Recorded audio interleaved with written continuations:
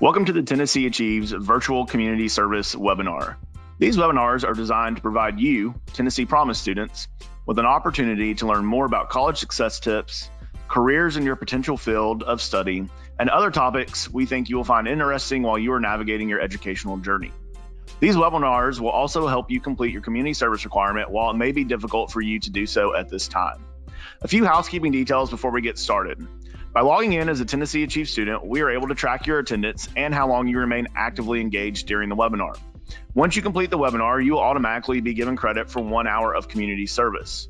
We will track how long you watch, and if you do not watch the webinar in its entirety, you will not receive credit. You do not need to complete the community service form for these webinars. tnAchieves will log your hours for you.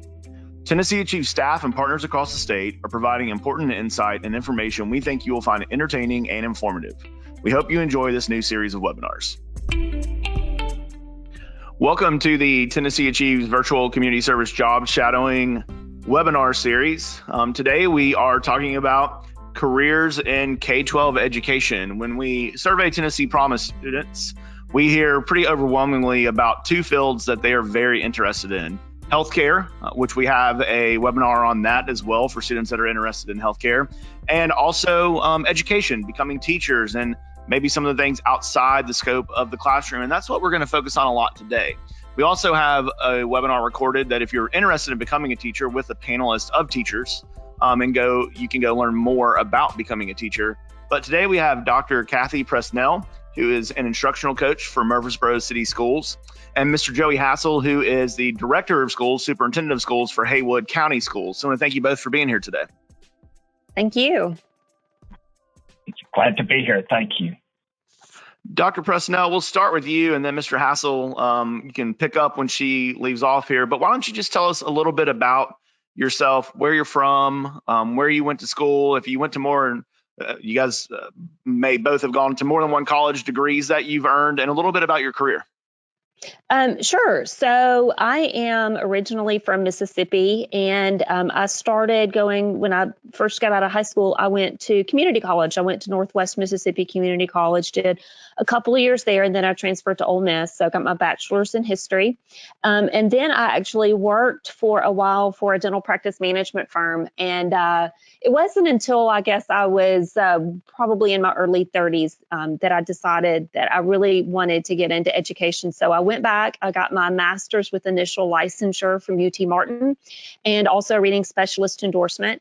And then I taught for 8 years in third grade in rural West Tennessee.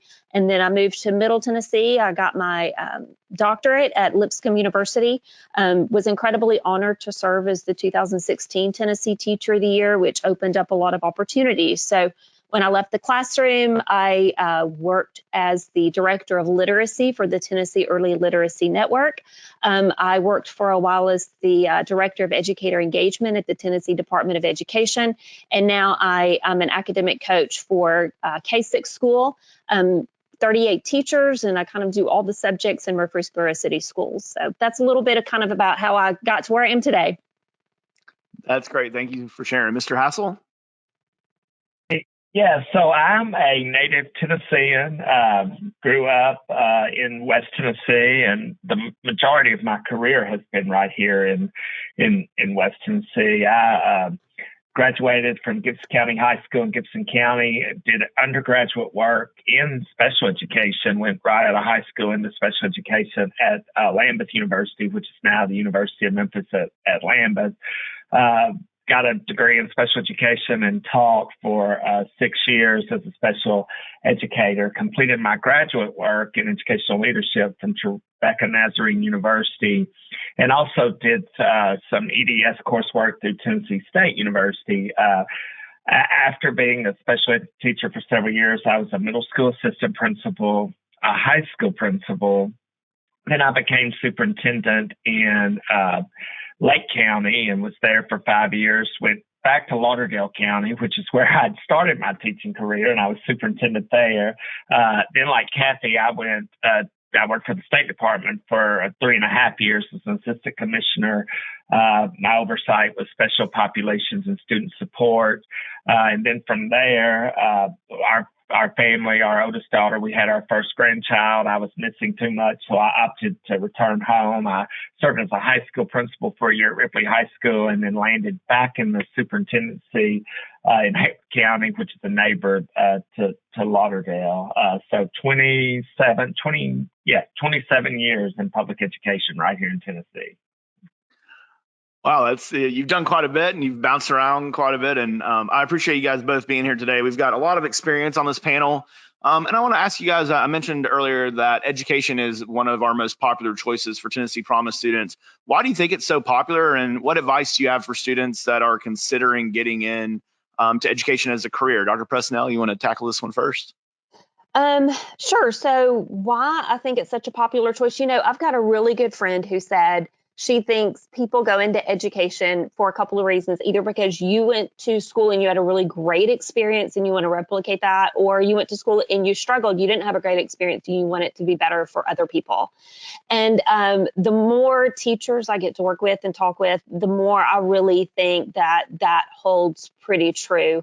I think people know that it is such a meaningful career path that, we all have teachers who have touched our lives and have really, we're all here today because of a teacher. And I just think it's that wanting to give back and just wanting to make things better for other folks. I just think education is just a really logical career path for people who are really convicted about wanting to do that. What advice would you have for students that are, go ahead, Mr. Hassell, I'm sorry. Oh, I'm sorry. I didn't mean to. I was just going to say I agree with Cathy. I think education is a noble profession in that it's service oriented, and I think for so many people they opt for education because it's an opportunity to serve their community, the community they grew up in, or any community. Once they get that degree in education, so I think folks approach it from that service orientation. So, Mr. Hassell, as being the superintendent of schools and worked in the administration side for such a long time, what advice do you have for students that are considering going into the field? So I would say to anyone considering education, like once they get their degree and they complete the coursework and they start the work at a school site, to just realize that while college offers you lots of great experience and a lot of knowledge building, the practical side of the work, the reality when you get in the classroom, it can be a little bit different. So what I would encourage folks is not to allow themselves to get frustrated or overwhelmed too soon. I see a lot of young folks come in, they thought it would be one way, it might be a little harder than they anticipated, and they don't stick it out. Like, just stay with it, be positive, roll with it, learn from all experiences, good or bad, and just give it some time, because it's not easy. College does prepare you from a knowledge aspect, but from a practical aspect, there might be, some challenges once you have a class of kids in front of you. So my biggest advice would be, remember the reason you followed that path, but two, give it time. Like it is a process. You learn and you grow. 27 years for me, and obviously these last few weeks, I've learned things and thought about things differently than I ever have. So it's a process, and don't be too hard on oneself or give up too soon early in the career. Yeah, I really agree with that whole point about like figuring out what it really means to be a teacher. If you're thinking about going into education, like there's a lot to the job. And like Joey said, understanding what all is included is really important when you're thinking about going into education. So finding opportunities to job shadow. And I know at my school, we've had several high school kids come in and job shadow for a day. And it has just been so eye-opening for them to see all the things that go into a typical school day. But I would also say, like, if you are really convicted about going into education, like stick to it, even if folks maybe try to talk you out of it. one of the stories I tell is when I was in high school, the only piece of career advice I ever got was not to go into education. And I listened to them, and I kind of took a different path, and I wish I had not. I wish I'd kind of stuck with what I really knew in my heart was the right thing for me to do. So I would tell people, like Mr. Hassell said, to get out there and experience it, understand it, but also, like, when you know that's what you want to do, stick to it and don't give up. So you have both opted to follow a career path at some point in the classroom, but then you moved out of the classroom. Talk to us about some of the career opportunities in K-12 education outside of the classroom. You've both worked for the Department of Education, some of the things maybe that are available there, and what opportunities exist for students. Okay, so I go, Cathy, you're good. No, you go first, Mr. Hassell. Okay, all right. Well, I just within a school setting, there are lots of opportunities other than just that classroom teacher. There's speech language pathology for working with our students. There's school psychologists in working with our students, our school counselors, school social workers.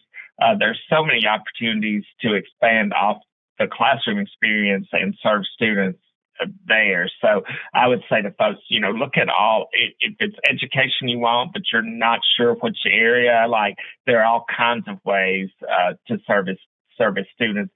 In leadership, I've followed a traditional path in school and been an assistant principal, high school principal, and then found myself as a superintendent.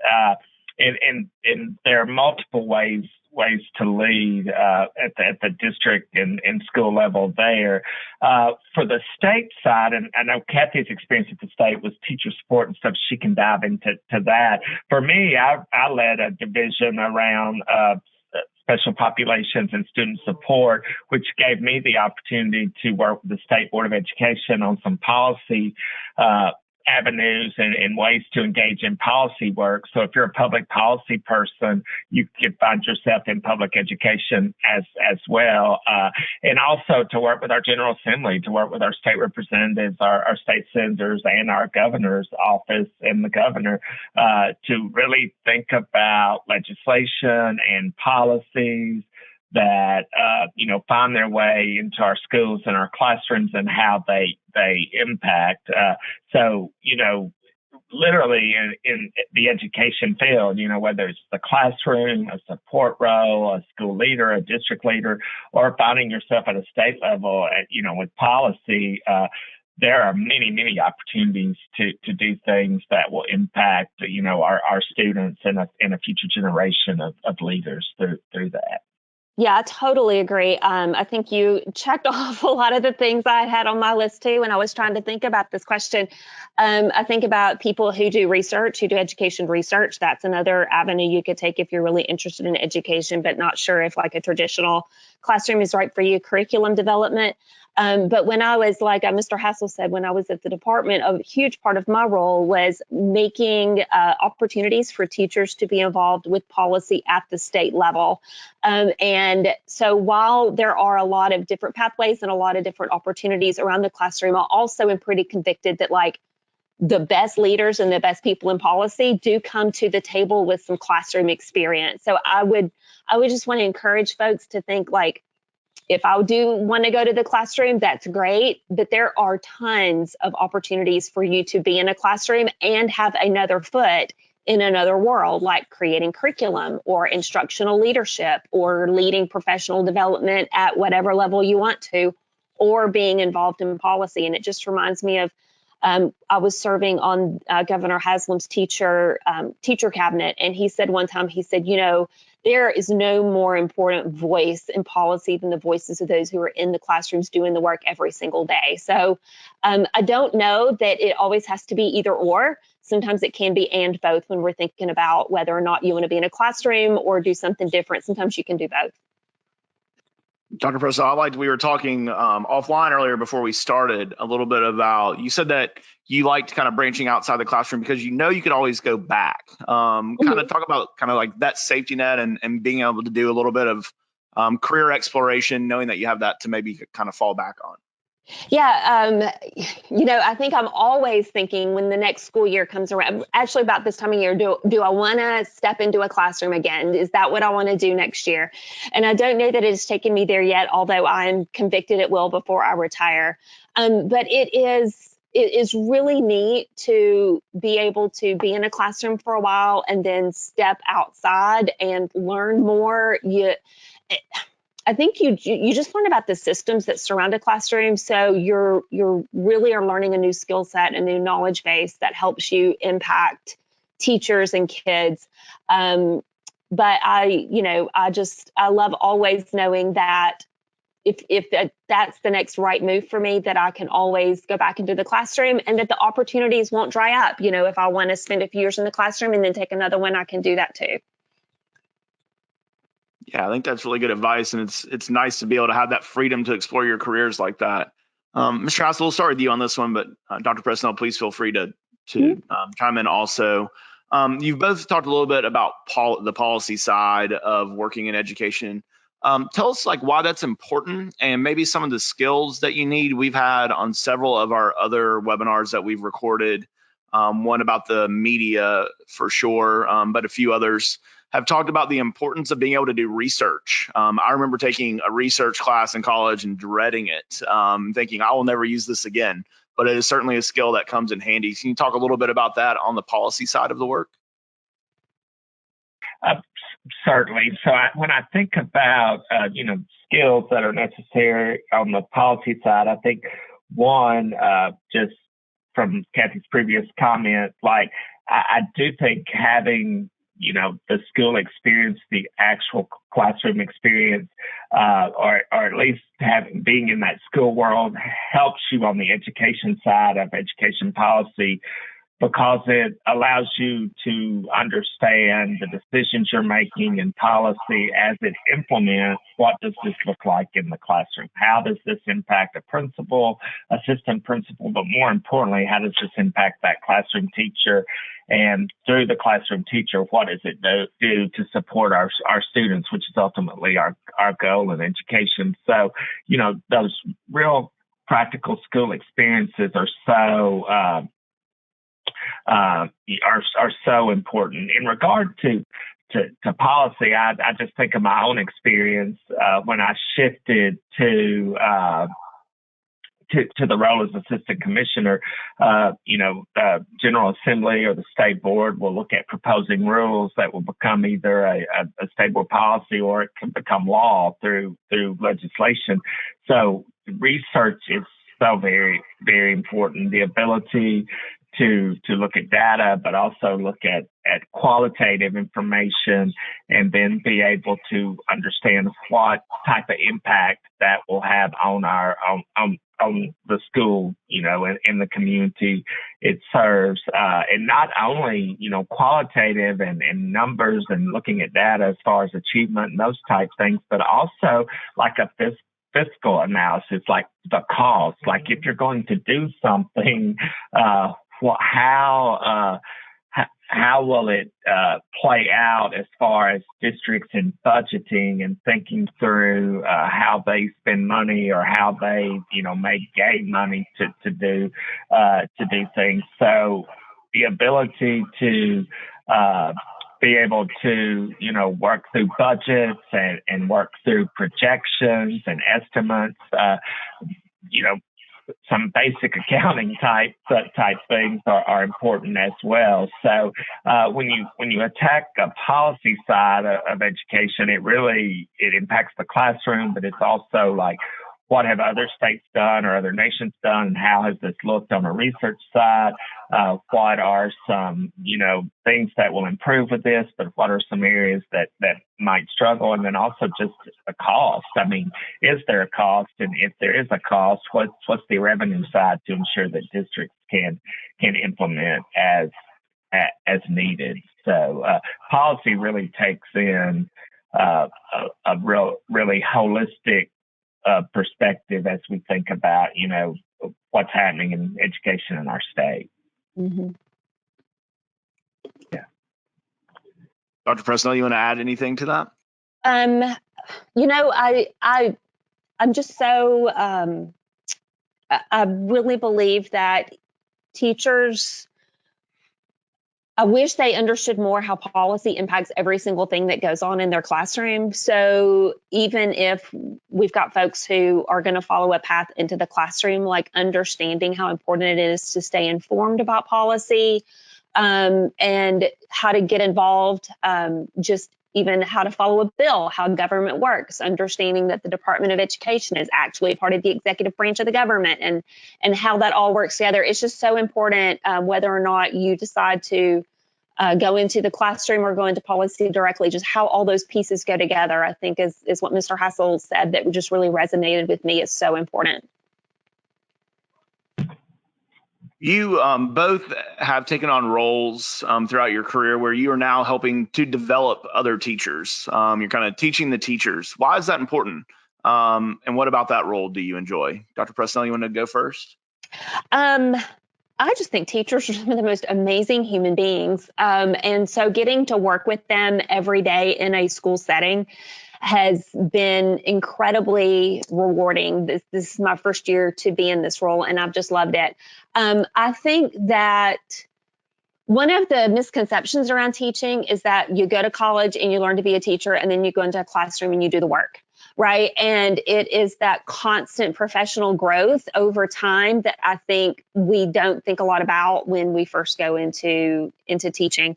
And that I just believe that, like, if we think about the classroom, if we think about education as a series of concentric circles, and the classroom is at the center of it all, then we've got teachers and we've got kids in those classrooms, and we need to be supporting and growing both of those groups if we're going to improve outcomes for anybody.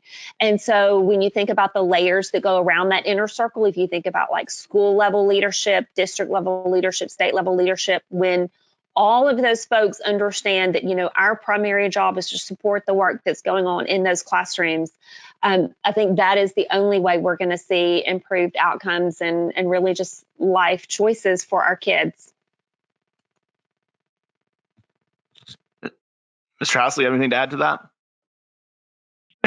No, not really. I think she marked it up and summarized it beautifully. So. All right. Well, let me ask you this. We'll start with you on this one, Mr. Hassell. We've all been in a classroom. If you've gone through school, and for our students that are listening that are about to graduate from high school, they've been in the classroom for 13 years now. Our college students have been in it. We all know what it looks like when the teacher's in front of the room giving a lesson plan, whether they're doing math problems or going through a novel or a book, whatever that might be. We all know what that looks like. What are the teachers doing behind the scenes that we don't see? What's the rest of the job look like? Oh, wow. So, yeah, I think back to the first questions you asked me on the call here was, what advice do you have? And I said to folks, don't get overwhelmed, give it time, learn and grow. So, but I think, it's so much more than just that time in front of their students in the classroom. And some of those areas are, in preparation of presenting that content. And really what we're seeing more with high quality instructional materials, the resources teachers have in front of them and opportunities now, we're really seeing the teacher as in a role of facilitator, which means that teacher, that individual has to spend a lot of time really internalizing the content they're going to teach. Like they have to know it backwards forwards and all around. So that internalization, the time planning and prepping to teach is a lot more, if you want to do it right, than people realize. Also, I think the collaboration, the work with your peers, with your colleagues that's so important. Schools now typically have some type of collaborative model where teachers are working together through professional learning communities or collaboration, grade level meetings, content level meetings, for math and reading and science and social studies and everything. So there's a lot of time working in that preparation and planning with your colleagues within the school. And then a big piece that takes time, and and we really need to get this right to ensure that achievement is where it is. But it's the feedback portion for our students, like the time the teacher spends in reviewing students, work and the work that students do and grading it. But it's beyond grading it. A number on a piece of paper is great, and we've all got those, good, bad, or indifferent. But it's really about the feedback. I can see the student didn't do this well. How do I move that student forward? So, when I think about the work of a teacher, I just kind of hit, the tip of the iceberg there, but it's really, the preparation, the planning, the collaboration, the feedback for students. And also one final thing is just their engagement with their parents and the folks they work with, who touch the students. So the work of a teacher is, it encompasses a lot of outreach and a lot of time. It's not just 7:45 to 3:15. It is, in some cases, on a good day, it can take you multiple hours beyond a regular day. Yeah. Dr. Pressnell, you were laughing as I asked that question, so I'll give you some time to follow up there. Yeah, no, there's just so much. And I think Mr. Hassell, he ticked off all the big buckets I had on here. I think lesson planning, like he said, is just such a huge part of it. And if folks are in college, it's kind of that whole adage of for every hour you spend in class, you spend 2 studying. I mean, it's very similar when it comes to teaching. For every subject you're teaching, for every hour you're in front of the kids, you're probably spending a whole other half hour to a full hour to maybe even more than that preparing to teach it. I think the other pieces that I had on my list were around behavior management and relationships with kids. I think that takes a lot of time in and outside of the classroom. And also just the systems for all the little things in a classroom to make it run. So how do you collect money? How do you get the lunch count down to the cafeteria? And those are systems you can get in place that eventually kind of run smoothly and it kind of run themselves. But it's kind of like spinning plates. You got a lot of plates going at the same time. And how do you keep it all up in the air? Mr. Hassell touched on something that I was going to ask about, so it's kind of a nice lead into my next question. But when we are talking with a lot of large employers across the state as students are graduating from college, we hear a lot about the soft skills side of things. Mr. Hassell, you hit on that collaboration and teamwork part. Two other things we hear a lot about are problem solving. We had Dan Caldwell from Nissan on one of on the In-Demand Careers webinar. And he said that in your first job, a lot of what you do is problem solving. I can only imagine how many fires a teacher is putting out every day inside of a classroom. But also the communication side. I mean, you may be really, really great at math, but if you can't communicate to students how to do it, it doesn't really matter in the teaching side. So maybe soft skills, why are those important in education? And maybe more specifically problem solving and communication. Dr. Pressnell, you want to lead us off? Sure. So if somebody's thinking about going into education, those soft skills are important because, so much of it is just communication, and you kind of have to learn almost how to code switch. So if I'm going to communicate with my administrator, that's a whole different way than I'm going to communicate with a child than when I'm going to communicate with a parent. And a lot of times you're just juggling those things back and forth all throughout the day. How am I going to collaborate with a peer? So those skills of being able to do it well, but also being able to do it kind of fast paced and toggle back and forth pretty quickly is really important. And then your piece around problem solving and collaboration, as Mr. Hassell touched on with the PLC piece, when as a grade level, the teachers bring data to the table and we're trying to work through it together and ask really great questions and be humble learners, but also stay on time. And, you've got a limited amount of time. Having those skills that lets you figure out what's the question you're trying to answer, and then how can you work with others to get it answered and figure out next steps. That kind of problem solving process is really critical to make sure that we are making the most of every minute we've got in a school day.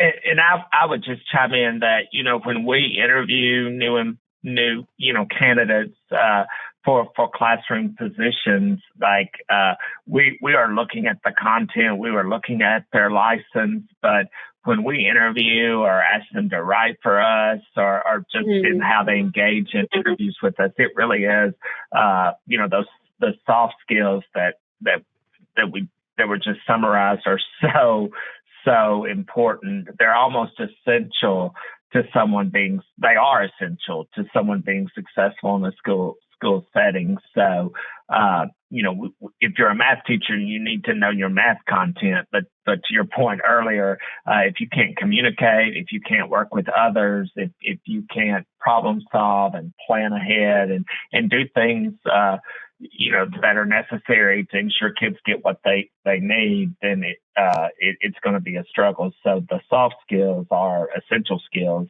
to being successful long term. Obviously, you can learn things as you go, but those soft skills will set you up for a smoother transition in and success as an educator. And Mr. Hassell, I'll be interested in your take on this, but, I've had teachers who come in and maybe they thought they were going to teach 5th grade and they're actually teaching first. And it is way easier to help a teacher understand how to teach 1st grade content when they have an open mind and they're willing to collaborate and they're a good communicator than if they're not. I mean, do you see that in your work too? Oh, definitely. The ability of the educators we work with, their ability to adapt communication style, behaviors, all of that at various grade levels as children develop, up through middle school makes a huge difference. And so I would totally agree with that statement. I think there's also maybe this misperception that if you're a teacher, you're only working with students. Dr. Pressnell, I imagine you could have stories about working with your peers, with principals, assistant principals, with parents. So it's not just directly with students. And Mr. Hassell, you are working directly with an elected school board. So talk about what it's like communicating, networking, and being able to work with a wide variety of stakeholders in this work. Well, I think, go ahead, Mr. Hassell. I think you'll take the lead on this one better than I will. I can hit on the elected school board and stakeholders, and then we can let you transition to the collaborative level at school if that works for you.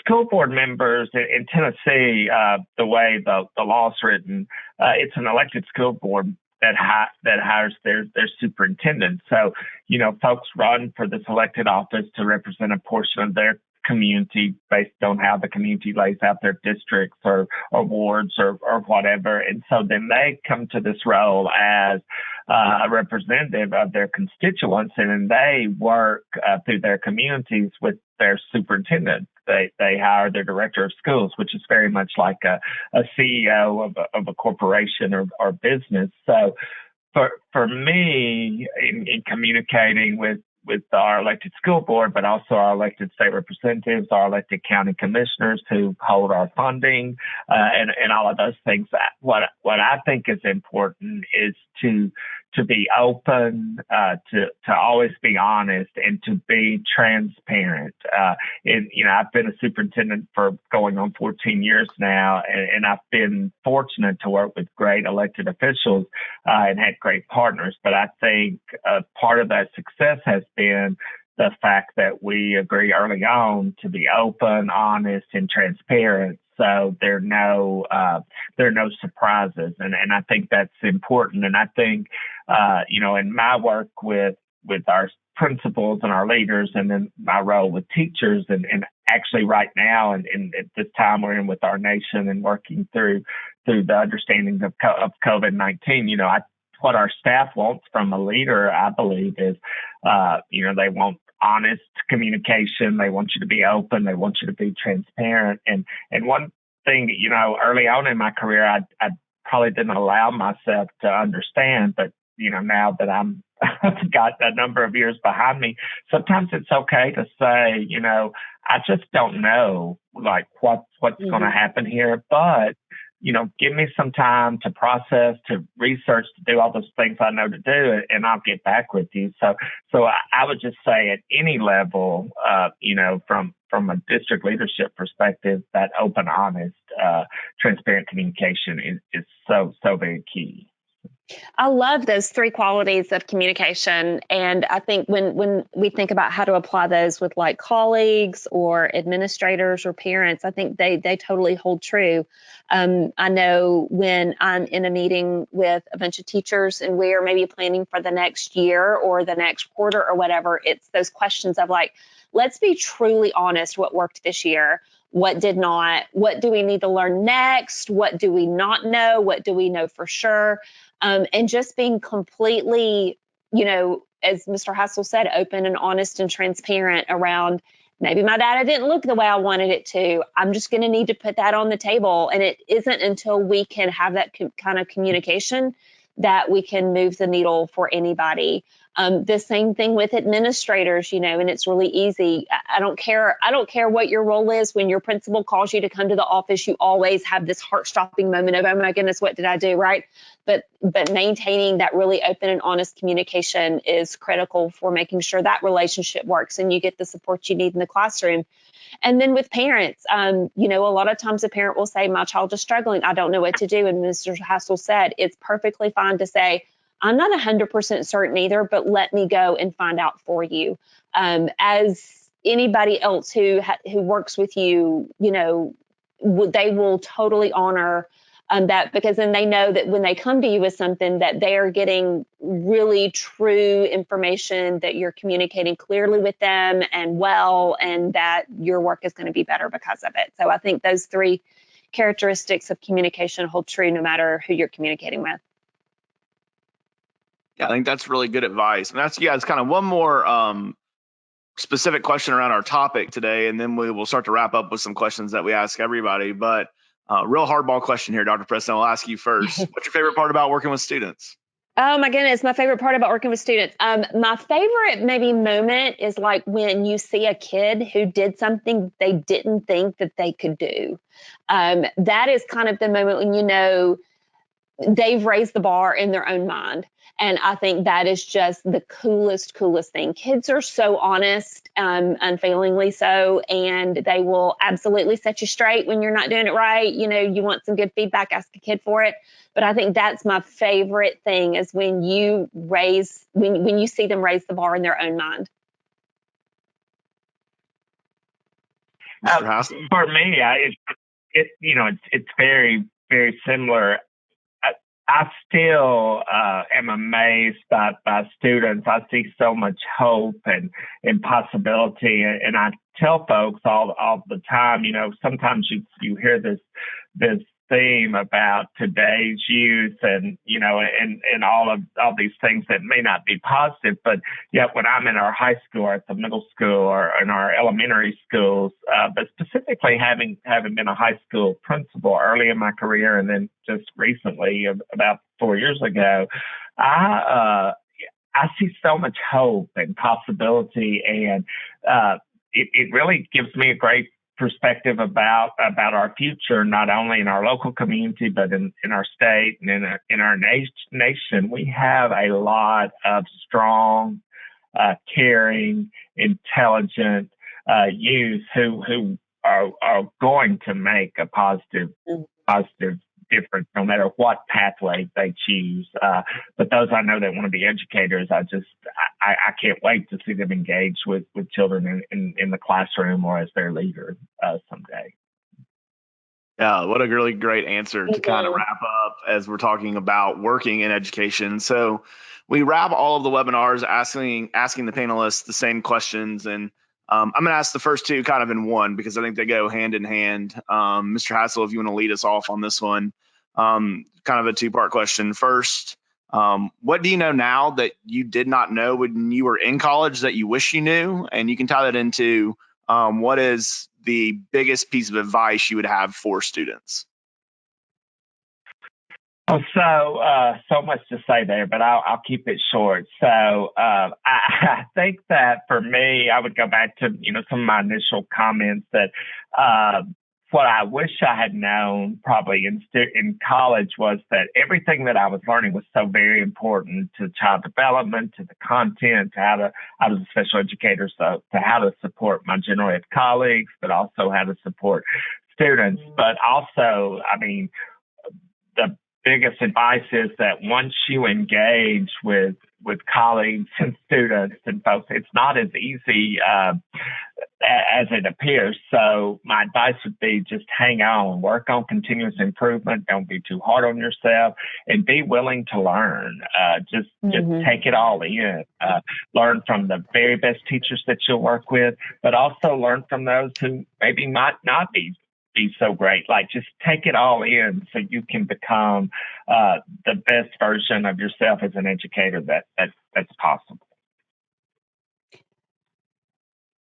Yeah, I think mine is really similar to Mr. Hassell's. When I think about what I wish I had known when I was in college, I think I wish I'd known that life does not have to just be one path. Mine has definitely taken kind of a circuitous route to where I am today. And I think it's very different from maybe when my parents were in their career years, and you kind of got with the company and you stayed with it for 35 years and that was it. It's a very different world. So life is not just one path. And so, like Mr. Hassell said, I think my advice would be just to explore everything. Go on the trips, talk to the people, job shadow everything you can. There is no better time in your life to just really explore and figure out who you are and who you want to be than right now. I think both of those are right on point, and it's something that we've talked about a lot on some of these webinars. Or, a lot of people went to college, and it sounds like, Mr. Hassell, you maybe knew the whole time, and Dr. Pressnell, you maybe had an idea and took a different path at some point. But a lot of our students go in with one idea, they change their majors, and that's okay. That you can figure those things out, and getting some of that experience is really good. So the last question that we ask everybody, and it is very clear that you both love what you do and are really great at what you do. But the question always that we end with is, if time and money was not an issue, if you could be doing anything in the world besides what you're doing right now, what would you be doing? Dr. Pressnell, you want to kick us off? Yeah, I would be teaching in an international setting. And I think that may still be a bucket I want to check off at some point. But I have had the incredible opportunity to travel to several different countries in the past few years. And I was in an airport in Beijing and ran into a teacher from Texas who is teaching in rural China. And I thought that would be a super cool thing to do, teach in an international setting. And I've got another good friend who is teaching in Abu Dhabi right now. So I think if I was going to be doing anything else right now, that might be it. Yeah, very cool. I love to travel as well. Mr. Hassell? So for me, this may shock a few folks, but I joke with our team here all the time that when I retire, I'm gonna do it. But especially during the time I was assistant commissioner, I was in the airport and I flew a lot just to DC and back for various things. But I still fly once, twice, 3, 4 times a year. But I want to be a flight attendant when I retire. Oh, that would be fun. I just want to be a flight attendant. So maybe, Cathy, when you go on your international excursion to teach, I can be the flight attendant on your. That'd be awesome. Yeah. So I know that shocks folks, I'm sure. But hey, why not? Absolutely. The commercial airlines are getting a big plug in what people would want to be doing outside of what they do. I think we've had Dr. Stum on our Transferring to 4 Universities, the president of Cumberland University, said pilot. We've had somebody else said pilot. So the commercial airlines are getting a big plug on the tnAchieves Community Service webinars here. Awesome. I want to thank Dr. Pressnell and Mr. Hassell. Thank you both for taking the time to chat with us today. And you both have been really great supporters of our program over the years, and just really appreciative that not only did you take the time today, but that you've taken time to support us throughout the last 6 years and the launch of Tennessee Promise. And just thanks so much for being here and being such a great advocate for education in Tennessee. Oh, thank you very much. Thank you. Thank you for having us. It was awesome. So. Yes, it's been fun. And to our students that are tuning in today, hold on for just one more second. We've got some information to make sure that this counts towards your community service requirement. But We hope that you have learned something today. I know that I learned a lot today from our panel. Working mostly in higher ed, learned a lot about the K-12 system today, and hope that you did too, and if this is a career path you're interested in. So thanks for tuning in today. We'll hope that you will listen to some more of our community service webinars at www.tnAchieves.org, and we hope that you have a great day. Thanks so much for joining us. Thank you for watching this installment of the Tennessee Achieves Virtual Community Service webinar. Your attendance will be automatically recorded and your 1 hour of community service is being credited to you. Please click Submit on this screen to ensure that your attendance is recorded for you. For this community service opportunity, you will not need to complete the community service form. We hope you found this opportunity to be engaging and informative. Please watch more of this series by visiting www.tnachieves.org. We hope you have a great day. Thank you.